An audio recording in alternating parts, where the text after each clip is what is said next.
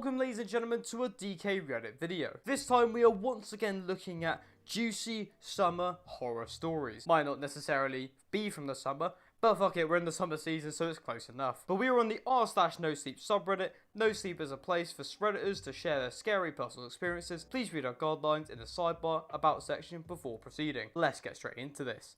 I manage a chain pizza place you've probably heard of.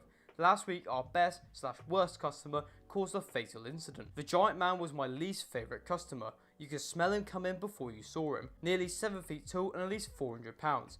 The guy had a distinct smell, something like a cinnamon and burning hair. I didn't dislike the man because of his appearance or odour though. No, I hated whenever the customer, Brad, came in because he ate his pizza like he was going to war. Brad would settle his bulk into a corner table and then order our largest deep dish pizza to start. That was his appetizer. Jesus Christ. He liked to work his way through our hot and ready menu. If a particular item caught his attention that day, he'd order a double. Someone is definitely in bulking season. His mid-meal break was a triple order of crazy bread, an order of wings, and all of this was washed down with Diet Pepsi by the gallon. The way Brad ate his meals terrified children and ran off other customers. He hit the pizza harder than the Allies when they stormed Normandy Beach. Globs of sauce and chunks of crust went flying in every direction when Brad chewed.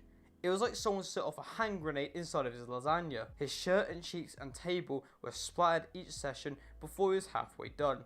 Anyone sitting within a dozen feet of Brad was in danger of being struck by debris.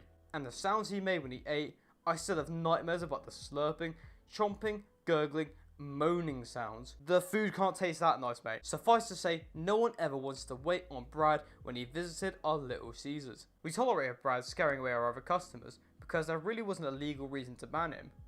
That is until one morning when Brad waddled into the restaurant holding a small cooler, took his usual seat in the corner and ordered every cheese pizza that we had in the kitchen. Brad, I think we've got about 80 pizzas cooking back there, I told him. How many do you actually want?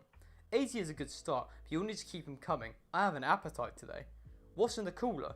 Brad grinned. His teeth were awful. Just some toppings I brought from home. We don't really allow that. Do I need to register a complaint with Little Caesars main office again? I sighed. Fine, whatever, just don't make a mess. Not very strict, is he? Brad lifted his cooler onto the table and started poking around inside while I walked to the back of the kitchen to give him his order. When I returned with Brad's Diet Pepsi and first pizza, I nearly gagged when the smell from his cooler hit me. Inside of the box were dozens of plastic baggies arranged around a few ice bags. The baggies were smeared with a thick, pinkish fluid and contained grey chunks of what I assumed to be meat. Whatever it was, it reached and it was spoiled. You can't eat that, I said, setting Brad's order on his table. The food in the cooler has gone bad. Brad just smiled and popped one of the grey blobs into his mouth, then licked the pink fluid from his chin. I retreated before my stomach betrayed me. Me and the rest of the staff barricaded ourselves in the kitchen as well as we could. Every few minutes I would run another pizza out like I was charging across a battlefield dodging cannon fire. Brad's rotten toppings and wood chipper eating style scared away most of the customers immediately. One brave family tried to stick it out sitting at the opposite end of the room, but Brad ended up choking on a slice of pizza and then coughing it up. The wad of dough and phlegm shot all over the tables and splattered the family. Brad started laughing, spraying more food. That was too much. I stormed over to Brad's table as the family let in disgust. That's it, you're banned from Little Caesars, I shouted. Brad just continued to munch. But I haven't finished. Finish up then. Eat as much as you want and more, but after you leave today, you're banned permanently. Brad shrugged and thrust his empty glass at me. Refill. The big man continues to eat for hours. I'd never seen him tear through pizza and wings and crazy bread like he did that day. At one point he slouched over and I thought he was finally done, but then he popped up and beckoned me over with one swollen hand. I didn't know how Brad could possibly keep eating. The buttons had popped from his shirt and his belly spilled over his legs. This man apparently has a black hole for a stomach. I want to try some of my toppings warm, he said, nodding towards one of the disgusting baggies. Toss those in the microwave for me. Absolutely not. If you do, I promise to leave here in the next hour.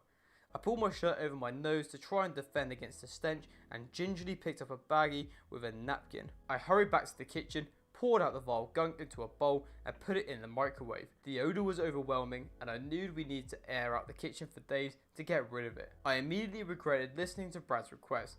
Maybe it was time to call the cops and have him tossed out. More, I heard him yell from the dining room. Stack them high and I'll need a refill. Since I was watching the microwave, my assistant manager Bianca was the one to run out to the next tower of pizzas and a 2 litre. The microwave beeped and I extracted the foul contents. When the steam cleared, I nearly dropped the bowl. Not because it was hot, because outside of the little baggies, I could finally get a clear look at the toppings Brad had brought from home.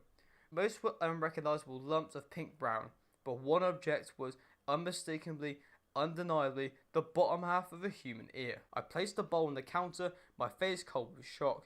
Before I could decide how to react, there was a shriek from the dining room. I made it to the kitchen door just as Bianca came running inside clutching her arm. At first I thought she'd gotten pizza sauce all over her hand. There was so much red. Then I realised that all of the fingers on her left hand except for her index and thumb were gone. Nothing but raw stumps. "He bit me," Bianca screamed. I tried to put that pizza down for him and that monster snapped. I heard the sound of falling tables and a loud crash.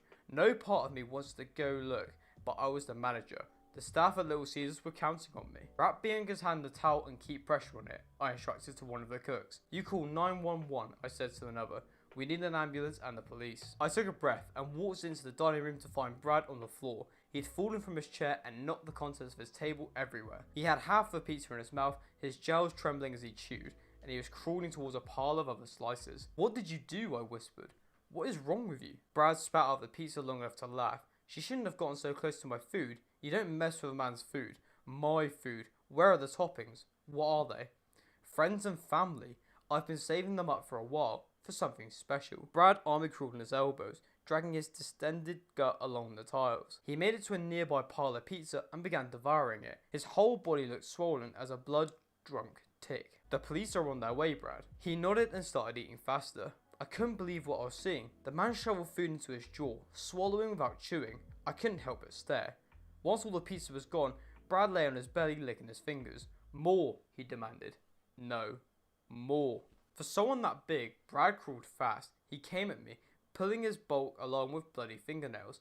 I ran, tripping over a table and crashing to the floor. He dragged me towards him and I reacted on reflex, kicking out. My shoe connected with a crack and Brad jerked away, his nose bent at an unnatural angle. "I said more," he growled, leaning on a table to stand up. But the table couldn't take his weight. The stand cracked when he was halfway standing and Brad slammed to the floor, gut first. There was a horrible ripping sound. I saw Brad's eyes go blank. He tried to rise again, but something was wrong. When he got to his hands and knees, it became clear his body had finally burst from pressure and the force of the fall. His stomach had a tear right around the belly button. Purple intestines and undigested pizza all spilled out onto a wet pile on the floor. "So hungry," Brad whispered before collapsing. He had to bring in a professional disaster cleanup crew to dispose of the body and mop up the mess. We had to close the restaurant for 48 hours. To this day, Brad's last meal remains the second or third worst shift I've ever had managing a Little Caesars. And the craziest part, corporate used their connections to hush everything up. They paid off staff and customers and squashed all media stories. A complete blackout. That's why I had to post this, to leave at least some record of the incident at Little Caesars. Hold up a second. Second or third worst shift? How? What, does someone bite your cock off in the first shift? Please note that the user who survived these events did not share them on NoSleep first. As it is their experience to share, they can choose to share it as many times with as many people as they wish. And we are fortunate they decided to share their experience with us here. Any and all comments attempts to call out plagiarism on an experience that originally belonged to this OP in the first place will be deleted. And yes, OP has provided proof. Proof I can never unsee. Thank you for making this mental scar necessary. If this is only your second or third worst shift, what's in the first place? Like I said, his cock got bitten off. I used to work in a pizza place. To be honest, this is pretty average. Same. Just another day. I do want to apologise as well because Jesus Christ, that was a long ass story. For a person that usually does, I don't know, 8 to 10 minute videos, this is bringing it up to about 15-20. But if you enjoy these longer videos, make sure to leave a like and a comment saying so. My wife tried to kill me after I found something in the basement. I was working at the police station when I checked the local newspaper. The headline immediately caught my attention. Patients went missing from the hospital. The article mentioned that a few patients who were close to dying went missing and nobody knows what happened to them. The first case was recorded 2 months ago and the most recent one happened yesterday. The nurses can't find them. All of them were dying so they couldn't escape the hospital. My wife also worked there, so I called her. "Yeah, we have no idea what happened to them," she said. "We've checked every corner of the buildings." I got home around 7 PM. My wife was already home. She usually got home a few hours before me. As I was looking for lunch, he came upstairs from the basement. "What were you doing down there?" I asked. I put some old broken chairs there, she responded. I'll probably renovate the whole basement soon. Why? I raised my eyebrows. Since we moved there, we hadn't used the basement. It was strange. There was nothing interesting down there, just a few spiders. Why not? I have no better thing to do. I finally agreed. The following day, I went to work again. We got a call from the hospital to go there and investigate the missing persons, because their families want answers to what happened to them. I drove there with Mark, another police officer. Dr. Martin, one of the doctors, told us every information about the missing patients. He even showed us where we could find their beds. It was the same room my wife worked in. She was home at the time. She didn't work on Fridays. It seems like all the patients were really close to the hospital's back door, Mark said to Dr. Martin and me. What if they escaped there? Impossible, Dr. Martin shook his head. All of them were on their final days. They couldn't walk, and we hadn't found any strange footprints leading out the back door. There was also the whole parking lot. Somebody would have seen it if they escaped there. What if someone smuggled them out? I theorised. It seems like all the missing patients were close to the back door. Someone could drag them to the parking lot and drop them in the car. But who? Dr. Martin asked. It was a fair question. Who could have done that? And why? I have no idea, I responded. My wife also works here, and I hadn't noticed anything strange. We will speak to the staff here next week, Mark said. Make sure that everyone will be here. After that, we went back to the police station to write some reports, then spoke about it to our boss. I arrived home at the usual time, but didn't find my wife. I heard strange noises from the basement and wanted to go down there. But then she came upstairs. Hi, she greeted me. So are you working on that basement? I asked. She looked strange. I thought I saw a small amount of blood in her face. Do you need any help? No, I can do it alone. Are you sure? I can help. I'll be home for the whole weekend here anyway. Thanks, but I'll handle it. What are you doing anyway there? We don't need that basement that much. Stop asking me so many questions, she shouted at me frustrated. I was surprised. Sorry, I'm tired. Look, just don't go down there, please, she said in a calmer tone, then went to sleep. The following day quickly went by. She was in the basement almost all the time, and I was reading some books. She then told me she was going to the market to buy some food. After she left the house, I came out of my room and went to the basement door. It was strange, as I still heard some noises coming from below. I was curious. I opened the door and looked down to the stairs. I only saw darkness, so I used my phone to illuminate the narrow walls. I slowly walked down the stairs. The noises were getting louder. After about 20 steps, I arrived there. I immediately regretted it. There were some steel cages inside, and in every cage there was something. Something I can't even name. Old, rotten bodies. Some of them looked like the missing person from the hospital. I froze, as I couldn't know what to do. And the worst wasn't the fact that the bodies were there. They were moving. Their eyes were white. One of them grabbed the cell's door with his rotten hand. I finally ran back to the stairs, trying to get out of there as soon as possible. At the top of the stairs, there was my wife standing with angry eyes. I told you not to go down there, she said slowly. What the hell are you doing down there? I shouted at her. What are those things? These are the patients that went missing. I'm going to be the greatest scientist ever known, she responded. Her voice was confident. I felt like I didn't know her. I stopped death itself. I saved those patients from death. I had no idea what to do, so I just tried to run out of there, pushing her aside, but as I was trying to push her, she bit my finger. I screamed because of the pain, but tried to run out anyway. I looked down at my hand. One of my fingers was missing. I ran up to the bathroom, then locked the door behind me. Don't hide from me, she shouted from outside. You should be proud of me. I'll save humanity. As she was shouting, I found some bandages to stop the bleeding from my finger. She kicked the door multiple times, then stabbed it with a kitchen knife. My only chance was to escape out the window. I opened it, then crawled outside. The only problem was that the bathroom was on the floor.